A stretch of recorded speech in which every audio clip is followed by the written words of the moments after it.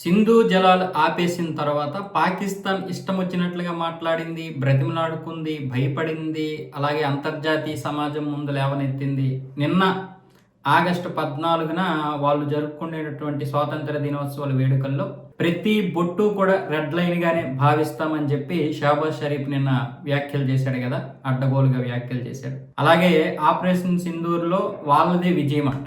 వాళ్ళు ఏదో ఆపరేషన్కి ఏదో పేరు పెట్టుకున్నారు, అదే విజయం సాధించిందని కూడా చెప్పుకున్నాడు. ప్రజలు ఏమొచ్చేసి దాన్ని నమ్మలేదు. దాంతోపాటు వేరే అంటే పాకిస్తాన్లోనే చాలా చోట్ల వ్యతిరేకత కూడా వ్యక్తమైంది. మనం గెలుచుకున్నామని చెప్పడం, సింధు జలాలు తీసుకురాలేకపోవడం అనేది ముఖ్యంగా సింధు ప్రాంత ప్రజలు ఏమొచ్చేసి తప్పుపడుతున్నారు. మనం నీళ్ళు తీసుకురాలేకపోగా ఇలా అడ్డగోలుగా మాట్లాడితే బహుశా మళ్ళీ భారత్ రెచ్చగొట్టడం వల్ల పూర్తిగా నీరు ఆపేసేటటువంటి ప్రయత్నాలు కూడా చేస్తుంది. కాబట్టి అధికారులు నీరు తీసుకురావడానికి సానుకూలంగా స్పందించే విధంగా మాట్లాడండి, ఇలా రెచ్చగొట్టే విధంగా వద్దని చెప్పి అక్కడ ప్రజలు మాట్లాడడం జరిగింది.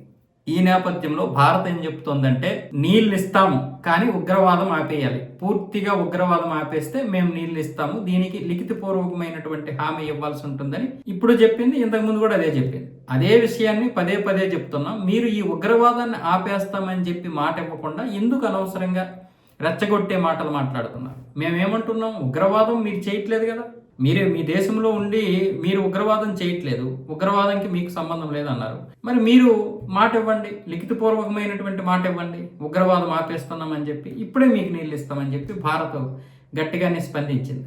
కానీ మరి పాకిస్తాన్ యొక్క పరిస్థితి ఏంటో మనకు తెలుసు కదా, ఉగ్రవాదమే ఆపిస్తే దానికి ఊపిరి ఆగిపోతుంది.